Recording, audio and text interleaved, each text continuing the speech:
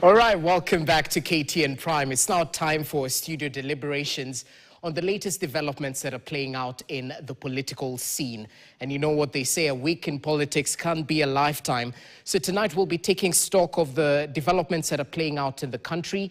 Are we witnessing a return of political intolerance? Are we living in the era of political weaponization of security agencies?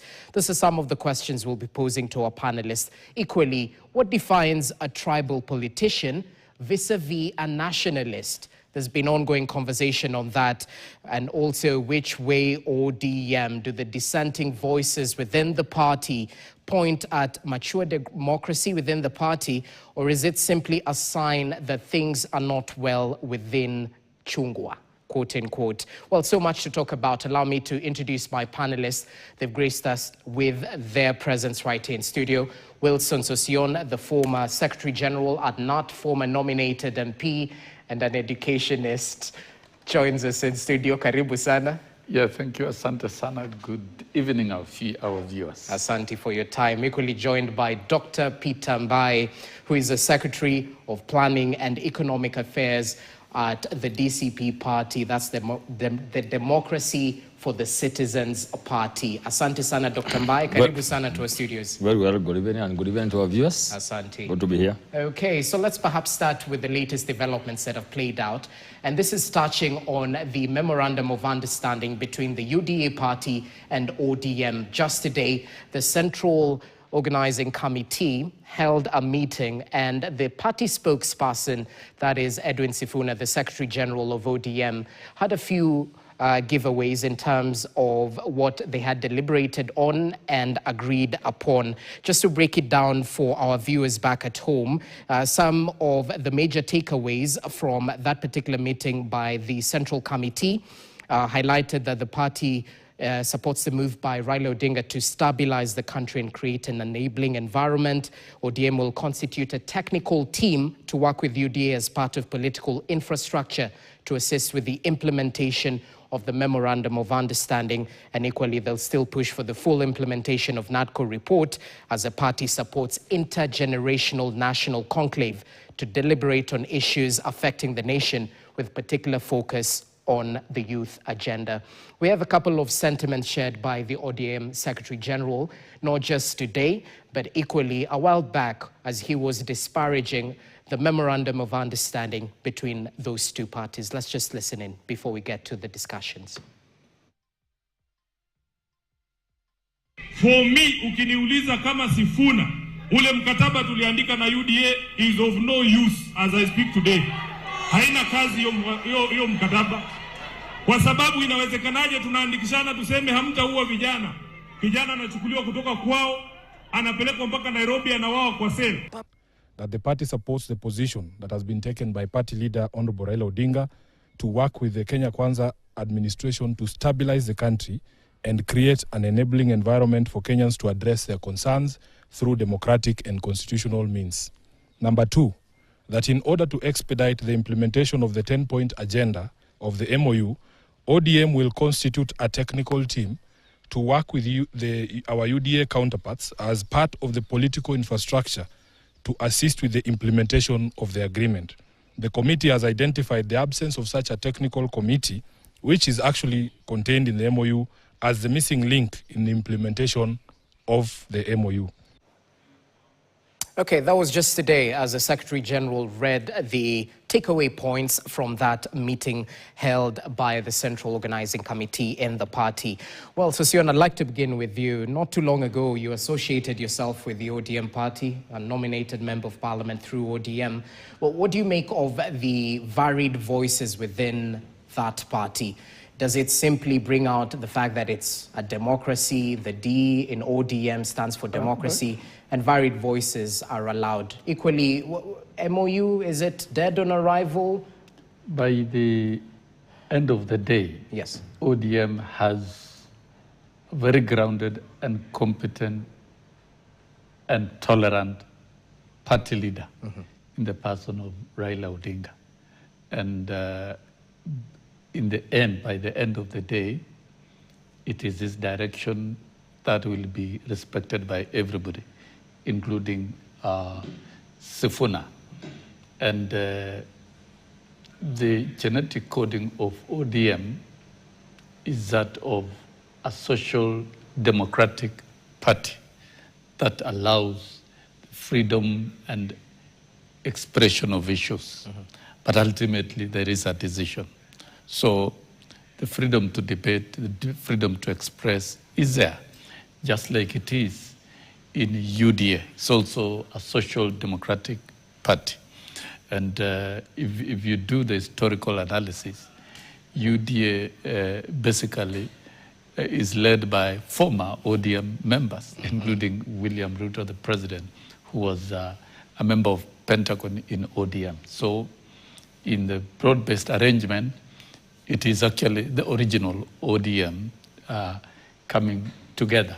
So what you've seen today with the Central Committee is consistent with democratic ideals of free and independent parties, but that espouses democracy. If Sifuna has questioned the implementation of the 10-point agenda in the agreement, of which I was at KICC, and he himself, he read the statement on behalf of ODM, and the Central Committee has agreed that there has to be a technical committee to cross-check and ensure that the 10 points are implemented properly, then that is a welcome progress. And there were a lot of speculation that ODM will split and whatever. And we've seen the party leader is able to consult with the grassroots leaders and eventually take matters of divergence to the Central Committee,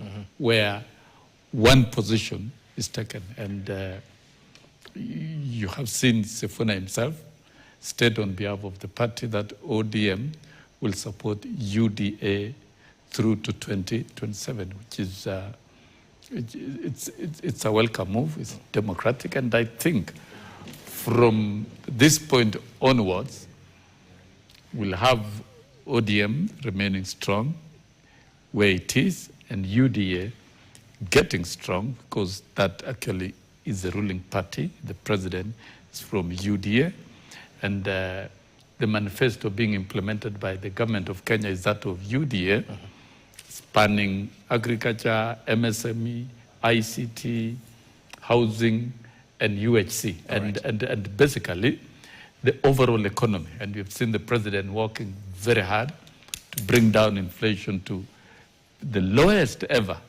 2.8 and sometimes 3%. That means Kenyans, all Kenyans, can reliably access goods and services consistently without variation of prices for a long time. It's a big gain by the country, and basically within the same, we've seen the economy being calibrated, and it's growing at least 5.something%, and it's rated as one of the fastest growing economies in the world. We have seen stabilization of the currency, that now the dollar against the shilling is very stable, and that gives a guarantee to importers and exporters, and investors can also invest comfortably. Okay. Among many other intervention measures that the government is doing, the president worked very hard to bring the country out of the debt distress, that now the country is not blacklisted, and we are continuing to perform very well in that frontier of managing our loans and servicing our debts. Are you worried about our borrowing appetite? It's made it to the front page of the Standard tomorrow. That is a view of right, and but you can see the ability, the president working very hard to, first of all, to save the country from a debt distress, and borrowing will always be there.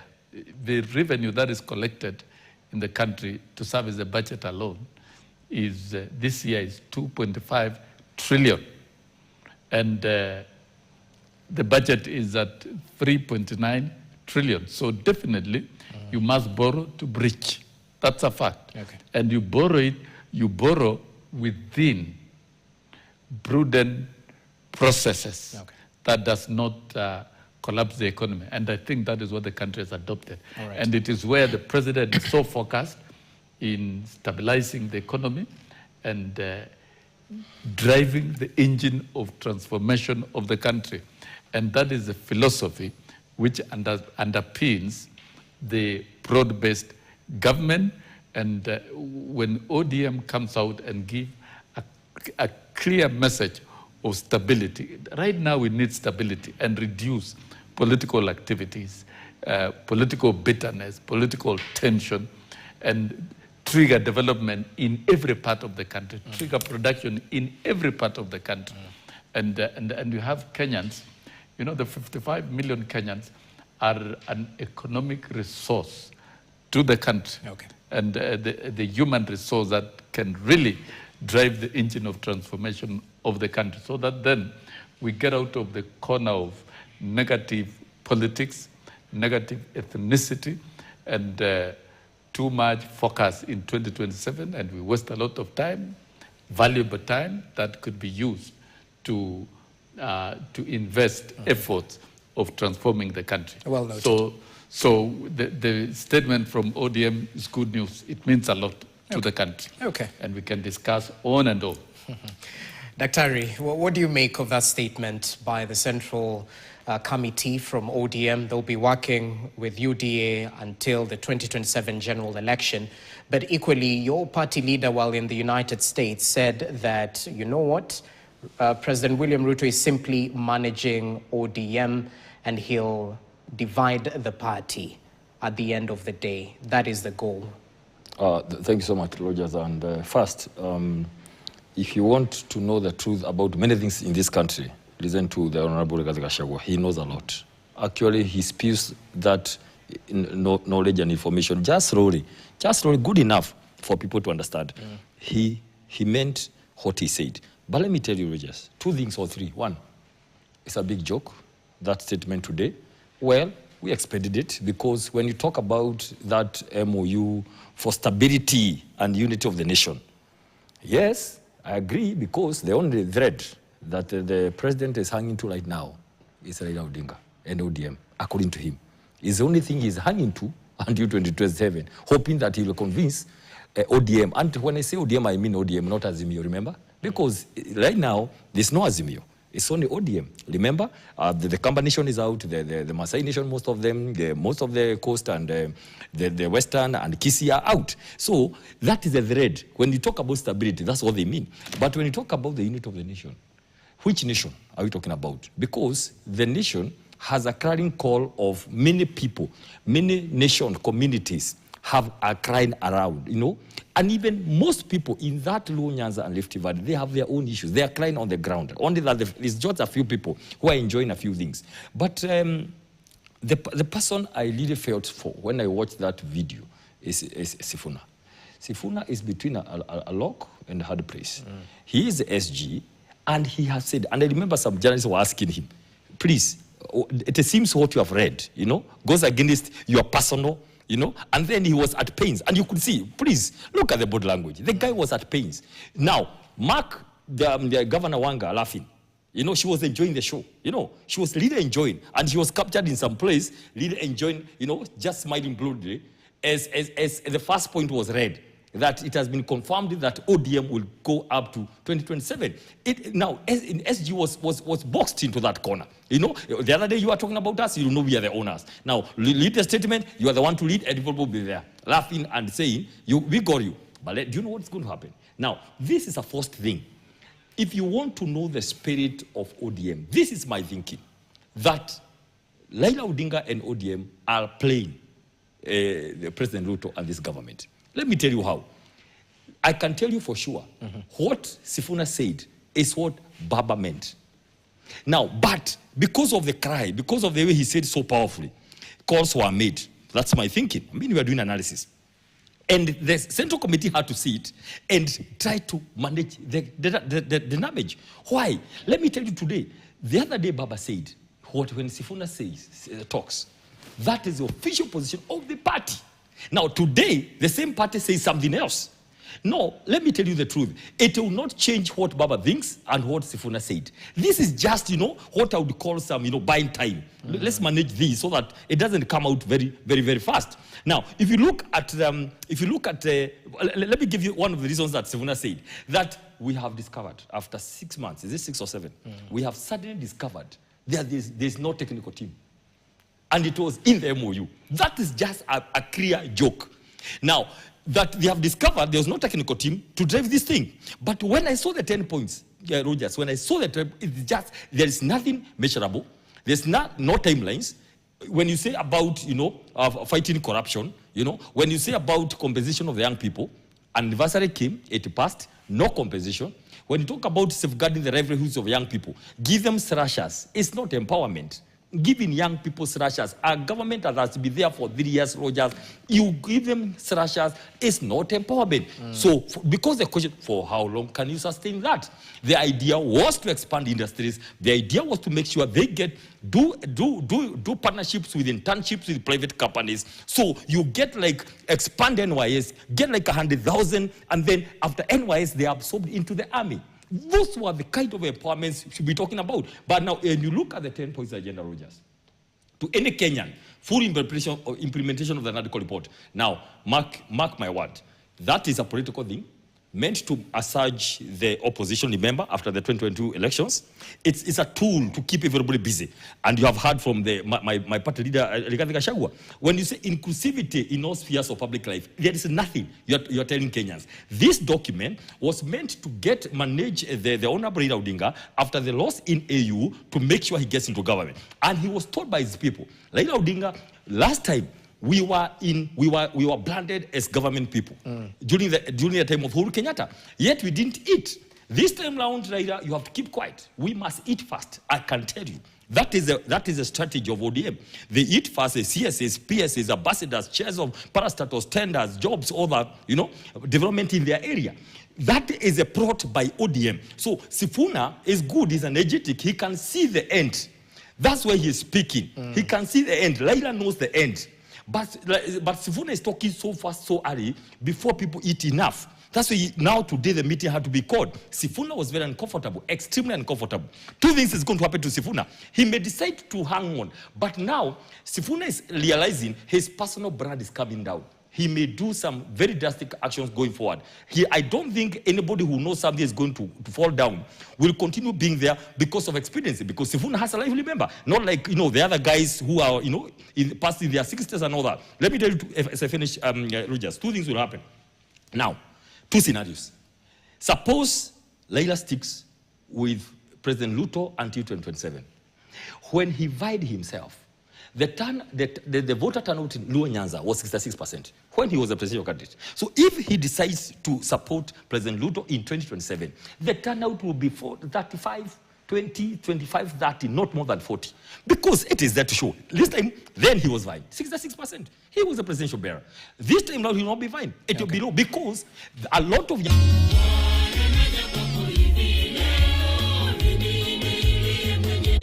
to vie also. It's not a loss to us. For us, as official opposition, we are good because it is their loss, not our loss. That is what's going to happen. So this is drama, some kind of things, no willingness, when you tell people we decided compensation, now it is not going to happen.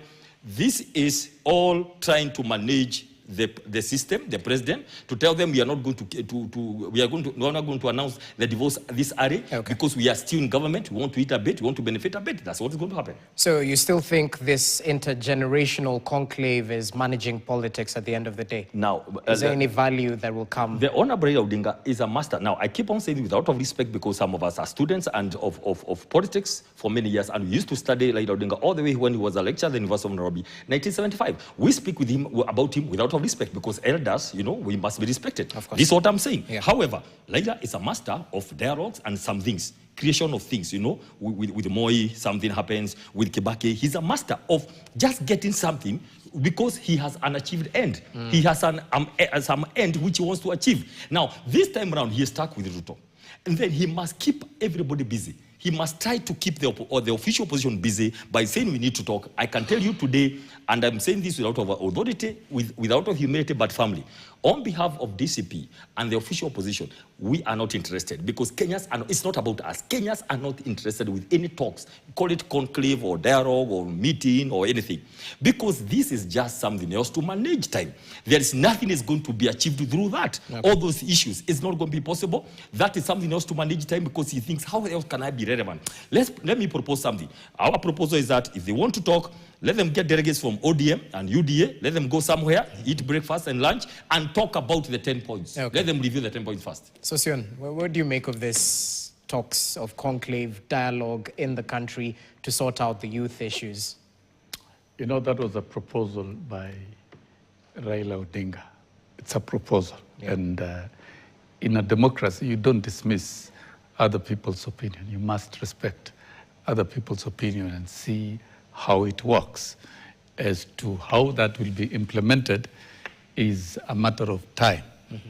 And Raila Odinga was making that proposal after doing a diagnostic analysis of the explosive intergenerational conflict that is being fueled also by partisan interests, those who want to create the lexicon of politics, and politicians who would like to create a euphoria before 2027 so that they can ride on. It was a proposal. But I think where we are, if we talk empirically about the politics of Kenya going into 2027, it is time we stick to the ideals and pillars of Vision 2030, that Kenyan politics must be issue-based, not hatred, not ethnic mongering, like what I'm hearing, or that, oh, Kisii is gone, this place is gone where? They are in Kenya. And we're talking about, there is a dishing of development to some parts of Luo, Nyanza, that ODM are in government to eat. It's not about eating, it's about developing the country. And it was clear at KICC when the president pronounced that he was opening up government to allow broad-based inclusivity to help him achieve his agenda. The agenda on which the president was re-elected is made up of 5 pillars, including the entire ecosystem of managing the economy and doing other things. So trying to talk ethnic and say Mount Kenya is gone, this Kisii is gone, this place is gone, that is living in a fool's paradise. Kenya is a united country, and when it comes to development, you must develop every part of the country. And when it comes to appointments, there must be inclusivity. No part, no region, and no people should be excluded from government participation. And I can dare say the first government in post-independence Kenya that is inclusive in all practical sense, and even in development, without exclusion, is the government of President William Ruto, like it or not. And you see in the Bible, it says, in my Father's house, there is room enough for all of you. And we've seen how President William Ruto has opened up. The ODM people have come into through to the broad-based government. And there's a lot of developmental work in those particular backyards. And other regions have not been affected. You know, the fashion we have had in the past is that all government positions and all government appointments are taken to one village. That has been a tragic disaster. President William Ruto is the first president to ensure inclusivity without taking away positions and without taking away political privileges of other regions. Okay. Even as we talk now, where I come from, Mount Kenya. Mount Kenya is still squarely in government, intact, with 8 ministers, 17 permanent secretaries, and we can go on. and of course, complete with a deputy president.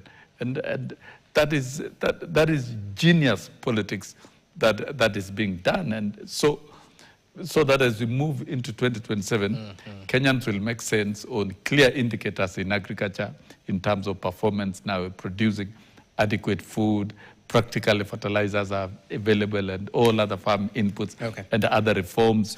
We are seeing housing. We have seen people moving from slums to decent housing here in Nairobi, and it's not going to stop. It's going to grow over time, and it's going to spread to all the constituencies in the country. People said SHA was not going to work. It is now working. We've seen an active ministry that is now almost daily in the media, and we are seeing work being done and patients being treated and SHA working. So I think Kenya is slowly and surely and meticulously going through transformation, and indicators are very clear. If patients are treated in Kenya, the patients are not drawn from ethnic communities. They are Kenyans, wherever they are. So you treat Kenyans in hospitals equally, regardless of where they are. If we're talking about housing, it is everywhere in the country, including markets infrastructure, and then now there's pressure on schools infrastructure as well to be considered within that space. And it is being done everywhere in Kenya. It is not being done preferentially to a given specific community. No community is being favored across the community. Country. Kenya is Kenya, and the president should stick to that script.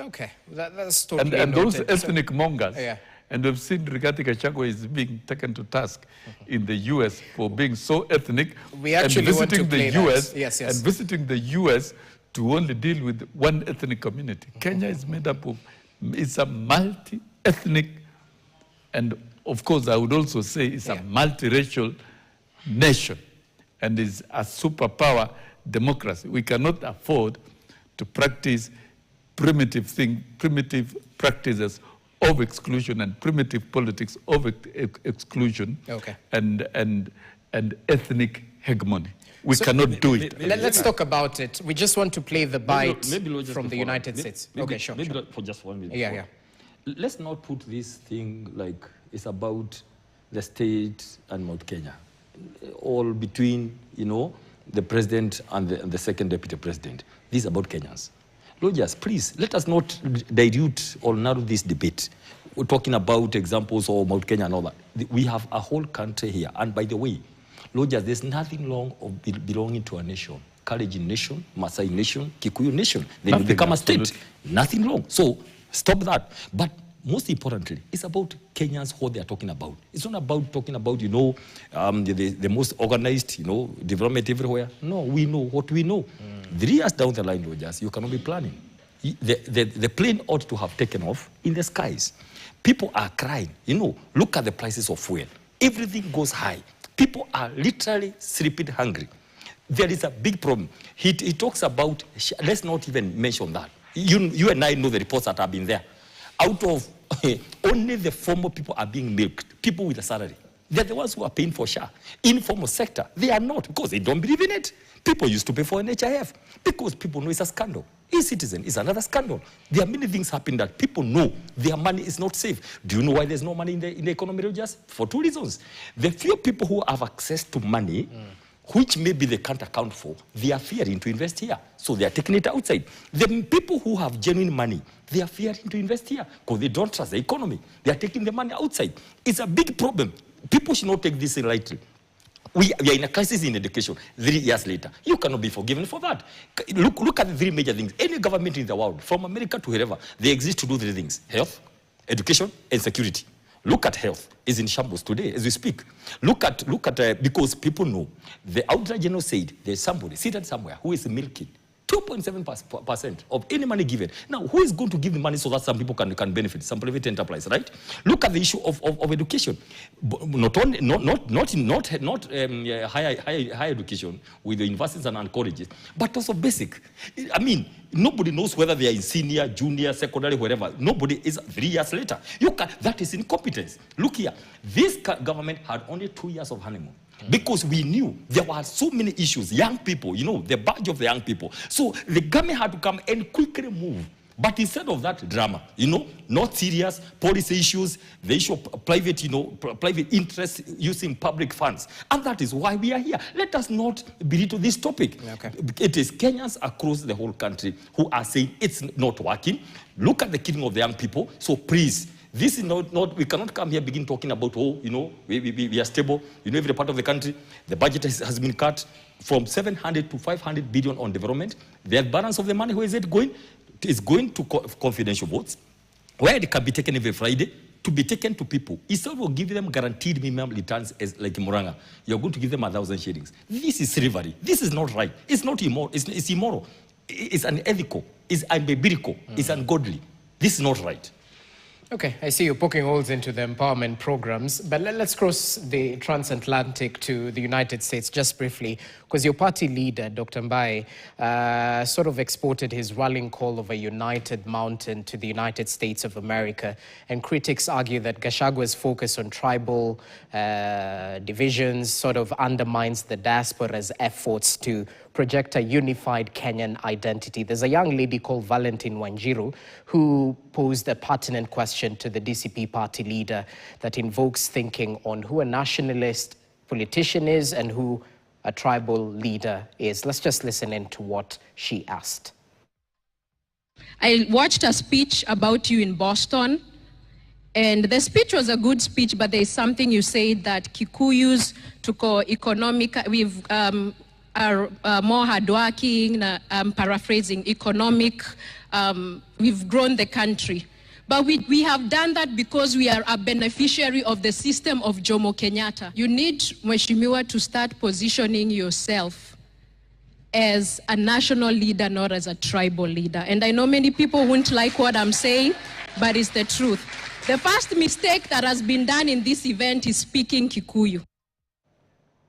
Okay, Valentine has a pertinent question right then. Mbai, I'd like you to respond to this. Yes. Because at the end of the day, all politics is local, but there's an importance of being viewed as a nationalist leader as compared to a tribal leader. And it seems that Gachagua doesn't seem to shake that tag off, whether it's out of willingness or whether it's due to the sentiments he's making. Yeah. Thank you, Rogers. I don't know why people have a problem with Rigathi Gachagua and what he wants to become. Has he said, have people asked him what he wants to become, then they can begin measuring him with what he's doing? You know, there's a problem here. People want to box Gachagua into some box. You know, you have not asked him how his game plan is. Nobody has asked him. Nobody wants to bother. Then people want now to begin doing a marking scheme on something which they have not agreed on what is going to be. Please, I said here, people start mobilizing communities. Then you move to the region. Go to the national. Go to East Africa. Go to Africa and become a citizen of the world. Even Jesus started somewhere. He had to go to be counted because he belonged to some clan. Before he came to save the whole world, to liberate the whole world. Everybody, Joseph, everybody. And I'm just giving an example because there are many examples you can give. Somebody has to belong somewhere. I want to say this. I'm an authority on peace and conflict studies. And we talk about hate and all this kind of... We must glorify a nation. It's called Maasai Nation. Please, somebody must be proud. Don't let somebody feel guilty for belonging to some nation. That is wrong. And that is some propaganda narratives being propelled by some people in the system. It's not a wonder. And that's what we are trying to say. And he alluded to that. You know, when he picked out the NIS guys, 40 of them who are following him, some of them may have wanted to come and point people, ask questions that don't know what makes sense. Let me clarify today because I'm here and he is out there. Please, let somebody belong to their nation very proudly. Number two, then you can go and join. Now, let me give you an example. Everybody's speaking about Wamunyoro, remember? Everybody was speaking about Wamunyoro, that tree. And first of all, he had to talk to people within that community. Okay. Then he moved to Sekuru, right? Then Ukambani, then Coast, then Masaini, then Western. We are going back to Kisii. We are going to Luo Nyanza. We are going to Rift Valley and Northeastern. It is a process. Let me ask you, When people say that, I have seen clips, when this story is being done, he is shown dancing at the Gemi Festival. Yes. Let me ask you, Rogers. So people wanted the Honorable Rigathi Gachagua to go, he's invited to Gemi Festival to go and dance in English or Kimasai. Like, I don't get it. I mean, Gemi is a Kikuyu cultural festival in Seattle. Now, they wanted him to go there. Now, because I want to be national, I go dancing Gemi songs in English. How? What? I mean, these are just people who are trying to pursue the narrative of tribalism. People who do want to manage Rigathi Gachagua to Mount Kenya, brand him a tribalist. People who, when they are outside Mount Kenya, they talk about Wale wa Kabila, the tribalist. People who are tribalists and their leader who is a tribalist. But when they're in Mount Kenya, they don't say the same. They want to rally the entire country around that this is your enemy. Remember, the people who are called enemies, they gave the current government 47% against their own son, Uhuru Kenyatta, who was talking about Raila Odinga. So who is the hypocrite here? So can I tell you something? And I want our viewers to know from today. Briefly, that is a narrative by the state. Simple. It's a narrative by the state to continue making the Honorable Rigathi Gachagua look like a tribalist. And they have taken now that narrative all over abroad. I am a proud Kenyan person. I'm born in Rift Valley. This is very important, Rogers. I am born in Rift Valley, where all the communities in Kenya, they not only call home, they vote there, they own land, their children go to school in Nakuru County, all the communities. I was born there. From the word go, I went to nursery school with other communities. Okay. But I come from a community, but I know I am not better than the other communities. All right. What we need here, and the biggest danger we have to avoid, Rogers, is a Kikuyu person, especially a leader who is tribal, or a Kalenjin, or a Maasai. Immediately you come from your community, rise up and know, I went to school and I know there's somebody also better than me. There's somebody from another community who is better. That way, you respect each other. Let us not be made to hate our communities. Let us rise up of them and know I have my brother here, Mwalimu Sosion, who is better in some aspects than myself. That way, we all move together. And by the way, as we go to our 27, one thing we must do, not just anybody who comes to this show, they must commit themselves to peace. They must say that they want elections peaceful. People will vote on 10th, 11th, anywhere in this country where people are, they wake up to their businesses. That is the first commitment we must make. We don't know this kind of, it is very wrong coming from leaders. Moving around with, because they have no other agenda. Now that Laila is on their side, they cannot go say Mutu ya Kitendawiri, lords of poverty. They must look for another narrative. It is politics. But for how long can we go? So Sosion, as you come in, it seems that if someone is with the ruling party, is considered a nationalist, from what he's saying.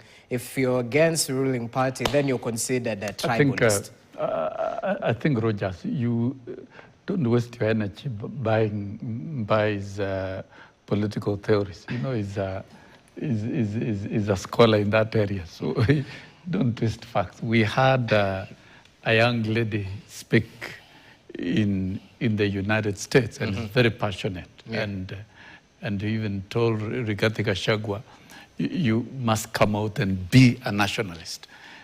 Those are people speaking in the diaspora. And our people in the diaspora matter, and their view counts. And with the modern era of technology, they are able to monitor and follow everything that's happening in Kenya. And they are able to put everybody to task. And you had the lady say, first it was a mistake to come to this event, and we speak everything in Kikuyu. And that is not meant to vilify the Kikuyu people of Mount Kenya. No. And it is an indictment on the leader, the philosophy of the leadership, trying to close a given ethnic group so that you indoctrinate things that are not right. And to me, these are not new narratives being created. President Kibaki coined Vision 2030. And there are three pillars: economic pillar, social pillar, and political pillar. The political pillar envisages issue-based politics in Kenya, devoid of ethnicity, devoid of sexism, devoid of all manner of negative stereotypes. So we cannot get back to negative stereotypes and hype it again to the detriment of the country. The Kikuyu people of Kenya are wonderful Democrats, and they don't need to be closed in some refrigerator by a few ethnic mongers. The Kalenjin the same. We don't need ethnic mongering. The Luyas the same, and all the tribes. We don't need this. Let's open up Kenya, and we do politics that are issue-based, practice equity, and I think the president has done that. The only person in Mount Kenya who is extremely bitter is one who was impeached on 11 grounds, and grounds that were legal and which were canvassed in parliament, and voting was done. And you know, when you choose to be politically bitter, or you elect to be politically bitter, make it your own personal cross. Don't make it a clan issue, a community issue, and then you want to theorize here that let us now begin by organizing clans, then we'll come to the sub-tribes, then we'll come to the main tribe, then we organize the country. The country is already organized by a constitution. But let's be real, The country is already organized by policies. When you're building that are in coalitions in political parties, is it based on issues or it's based on arithmetics, tribal arithmetic? Like, of course, we were talking now about the broad-based, the signing of memorandum of understanding between ODM and UDA. It is based on issues. It is not based on numbers. Okay. It's not about numbers. Transformation of the country right now is not about numbers. There are no numbers that are going to be contested anywhere between now and 2027. But we must drive a collective spirit of a united country and drive proper, clear civic agenda among the people so that Kenyans can know we have to work hard in the agriculture front. What are the farmers going to do in Nyanza to really contribute to the productivity in the agricultural sector? Can we produce enough sugarcane in the sugar belt, that is Nyanza and Western, which for the first time since Moi era and Kibaki era and Kenyatta era, in 2 years, Kenya is producing enough sugar with surpluses, and we don't need to import anymore. Give credit to the hardworking farmers in Nyanza and Western. Right. What are the farmers going to do in Busia, for example? Okay. What are the farmers going to do in northern Kenya? What are the farmers going to do in Ukambani?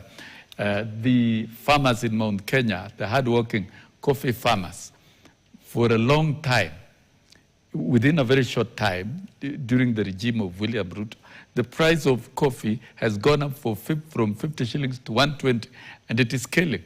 These are new frontiers being conquered for all hard-working farmers, wherever they are. Okay. Is that ethnicity? It is not ethnicity. It's not. Okay.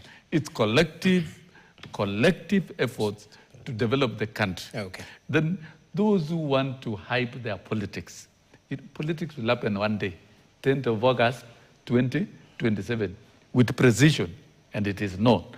So, if you lack an agenda, because we have seen what Rigathi and this group are talking about, the slogan is one term, and they are not even moving beyond one term to tell us why one term, and that's a very cheap.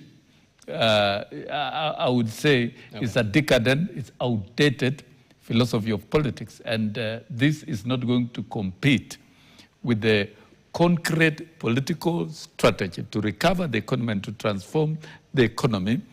That is underpinned in the broad-based government, and it is spearheaded by President William Ruto and Raila Odinga, and they're doing it without due to time. Yeah, Professor here is free. Let me promote him as a professor. You are free to theorize. Theory is not bad, but then there is what we call practice. I think, Rogers, because we need to be very categorical so we don't do services. Let me say this. I like what he's asking, that we are saying one term. We are not saying why we are saying one term. Yeah. And he's saying, the other day, the president, for the first time, it was a written speech, right? You remember? And he said, maybe I'm an agent of transformation that you are joking with. And then he said, tell me respectively. You know, like when someone says, kwa heshima, respectfully tell me, why is this Ruto must go? That was important. And I don't know whether we have done justice to that request he made. But number one, Rogers is so dangerous. When you think yourself in this studio here that you are an agent, that you are sent from heaven to liberate, that you are better than all these people. That is dangerous because you will not listen to any advice. When people come to tell you what to do, you'll be advising them instead. That is number one danger. When you begin thinking that you can be an agent, agent means, destiny. Destiny means something like godly, divine. Eh? That's dangerous thinking because you'll not hear anybody else. Number two, when you say respectfully, tell me, to merge with that question, why we are saying, it's very simple. Rogers Kenyans are very disappointed because the hopes were very high. The stakes were too high in 2022, right? The prayers were many, including the former president. Laila here, the stakes were too high. And there was this theory of from bottom to up. That category of people who believed in this thing, right? But we are saying, several years later, let me start with the most basic that only God should do. Only God should determine who lives this earth. Because we are all created by God. How many people dead? 160 as at now. From Lex Masai to the last person who died on Sabasaba. Let me tell you, that's why we are saying, if we can continue with somebody who is butchering our kids, for how long? It's only we are saying one term for constitutionalism. Young people are pushing us for half time, but we're telling them no, because you don't go that way. That's why we are saying this thing is too much. Even if you are an agent, you cannot be an agent of destiny of killing people. I'm answering the question. He said, respectfully tell me why this Ruto must go. The death of young people, abductions. Can I tell you what? The time he has come on television says enough is enough. At no point, even Limos, even mentioning 160 young people dead, it is for them to kill, it is left on us to go and bury them. When we go to bury these young people, there's no government representative. All the elected people in government side, any official, nobody. It's for us to bury our dead. Look at that. That is why we are saying. This is why the Ruto must go. The death, the killings, the use of, DCI and all that security people on Kenyans. Look at, I'm just giving you a statistics very fast, Rogers. Let me tell him because he's here. On SHA alone, out of the money collected this month, 6.7 billion, 5.9 billion came from people who are salaried, who are forced, whose payslip were cut by force, no public participation. Now, out of the informal sector, who should contribute to SHA? About 16.7 million are eligible. Only out of 187,000 who contributed, they contributed only 780 million. Those are the people who should contribute to SHA so that it can run. Why are they not contributed? They don't trust it. Why? Because nobody ever told them what NHIF did. From 1 billion renovation of NHIF to 104 billion of SHA owned by a private company. Okay. That is what people are saying, respectively, why people feel we cannot have another term of this government. Okay. Education system, the issue of public debt, the issue of all this kind of state capture. When you hear 5 acres of land, a hotel being done at Gong Forest, really, in this era on the age, it is assumed, Rogers, by the time you are the president, you have undergone, you have overcome, the taste for money, because you are the father. You are the father. Everything belongs to you. It's for you to share out to other people. Just empower people, right? That is the spirit of the Moi Kibaki. You become president, but you are the father, So you don't go picking everything else because you are above that. Right. That is all what we are saying, respectively, we are saying. And by the way, we like engaging like adults, right? We like engaging in a professional way. That's why we are saying all these factors combined, we cannot have another 5 years of this government because the chance was given to them. It was all clear. They humiliated and frustrated the technocrats, and they decided they want to do it their own way. These are the results, and it is too much for people. People are crying, people are sleeping hungry, and the pain is too much. Interesting. That's all what you're saying. 30 seconds as we finalize. Our time is up, gentlemen. Yeah. Data is very stubborn. Data don't lie. Kenya is ranked in terms of healthcare delivery as now #1 in Africa. Despite the challenges, they're saying. Despite the challenges. Despite the challenges. Yeah, we'll go and check the data and the source, and that is done by the World Bank basically, and that is credible data that Kenya is leading. And I can tell you, when we have the universal health coverage desecrated into 4 areas of delivery, like #1, the primary healthcare delivery, which is fully funded by government. You don't need any contribution. It's paid for through the taxes by government. That one, you don't need any form of contribution. Then number 2, the shift, that is treatment at levels 4, 5, and 6 for inpatient cases. That is where contributions come in, and it's still probably a challenge, but still it is working. It's working far much better. And then thirdly, something that has never been ensured in this country, the critical illnesses, dialysis cases, cancer cases, and even ICU is now being done better through not contribution by members, but deliberate funding by the government. And then very lastly, the digital infrastructure that ensures that the thieves and cartels that probably Professor here might be rooting for will have no room to steal any cent within this space. And President William Ruto has delivered what Kibaki tried and failed, what Uhuru tried and failed, but he has delivered it in 2 years. It is work in progress. It is, we are now 9 months into the rollout of UHC. So we shouldn't throw the baby with the bathwater. No, how do we throw and it is working? I rolled out, I rolled out medical cover for teachers. And do you know those who are making noise? People who are not sick, people who had never been to hospitals for treatment. But I realized those who are going to hospitals for treatment had very good stories. And I'm sure Mbai has never been sick even to swallow any Panadol for the last couple of months. And therefore, he may not be qualified to try and vilify a program that is working, that we are seeing with indicators. So this is not the time to try and pull down the successes of government. The successes will speak for themselves. Simple. Work in the education sector, which was disorganized by previous regime, is work in progress. And so, ideally, work is work. And we have seen today a properly organized cabinet meeting.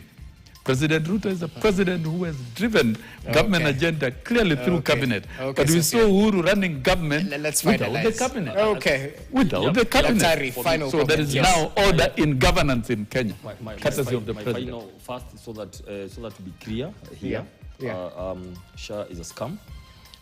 E-Citizen is a scandal. You cannot come and swear by the Bible that you are going to manage public debt, then within 2 years, literally, you go taking trillions of debt. There is a problem, right? Now, all what I want to say this, I want to urge the leaders in this country, we are willing to conduct very peaceful elections and wait for the constitutional date of 10th of August, Rogers. We want to appeal very, very honestly. Please, let not the people with the levels of power provoke other people, because it's not healthy, it's not nice. The other regime, we saw the current president being chased around with tear gases and all that, being frustrated, okay? And then you can come in now, become the president, use the same thing on other people, because you know these things, I mean, they go catching up with the other people. I want to urge the people with the levels of power, kindly, this Kenya needs peace. We want peace. We want to survive. I mean, we want to go to the elections peacefully, and we want to urge the people right now, the state, to ensure, as we have committed, the DCP party and the official position, we have committed to peaceful elections all across this country. Every part, because we value people. We value the children, we value the women, and when people go to fight, Rogers, you don't touch women and kids. You know, please. This issue of attacking the opposition when they go out there to meet people, I mean, it's a zero-sum game. It's not proper. But because, Rogers, we cannot agree here, who is doing what? Finally, respectively. Yes. We are preparing in the final stages of preparing the ICC petition as a united opposition. We want to invite ICC so that, because this chaos, if it goes all the way to the elections, we doubt which country we are going to have. So let us invite them early, so that, since we cannot manage ourselves, okay? Let ICC come and follow up what we are doing. All the sentiments of we are going to add votes, you know, we are going to steal votes, this kind of violence against people, you know, showering, you know, bullets on people, other human beings. We are going to do something as a united opposition. I want to give people to have hope. This Kenya belongs to all of us. It is for the power of God and the power of the people. It's God is going to make all the difference. We want to urge for peace, let live and let live. You are in power today. God gave you power under very difficult circumstances. Whatever happened with destiny and all that, we don't know. God gave you power. Please let other people live. Let's go and meet at the ballot peacefully. Let people continue this country because it's bigger than all of us. Of course, he's hinting at the claims of political weaponization of state agencies.